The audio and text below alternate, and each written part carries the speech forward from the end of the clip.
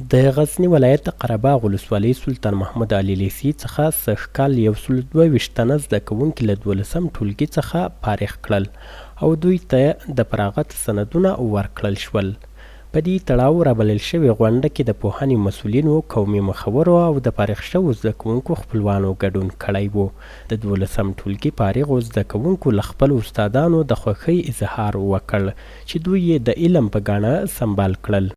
دا د موږ لپاره او د موږ د پلرونو لپاره د ټولې جامعې لپاره د افتخار ځای ده. زه بیا هم له ټولو استادانو نه مننه کوم، له خپل پلار نه هغه چا چې زه تشویق کړی یم درسونو ته، تر څو زه خپلو درسونو ته ادامه ورکړم او د دې هیله لرم چې په راتلونکي کې هم زما ملاتړ وکړي. دغه خلک یې موږ نن تشویق کړو، موږ په آینده کې غواړو چې نور هم لوړ ولاړ سو او د روښانه راتلونکی ولرو. نورو خلکو ته دا هیله لرو چې په خپلو اولادونو تعلیم وکړي او د تعلیم زمینه ورته برابره کړي. په همدې حال کې د یادې لیسي مدیر وایي د پخوا په پرتله یې زده کړیز بهیر ګړندی شوی. دوی له مسؤلینو غوښتنه کوي چې د پوهنې برخې ته لا ډیره توجه وکړي. داسې تقریبا په زیات شمیر زده کوونکي لرو، نو د درسي کیفیت له نظره ان شاء الله الرحمن دا لیسه ډیره په زړه پورې ده.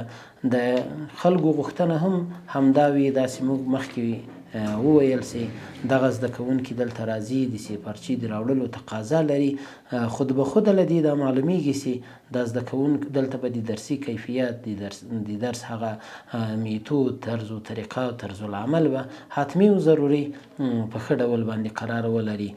باید وویل شي چې سلطان محمود علي لیسه د غزنی په قرهباغ ولسوالۍ کې تاریخي لیسه ده چې اوس مهال پکې 1228 زده کوونکي په زده کړو بوخت دي. سږ کال له دې لیسې په 50مه فراغت غونډه کې 122 تنه زده کوونکي فارغ شول.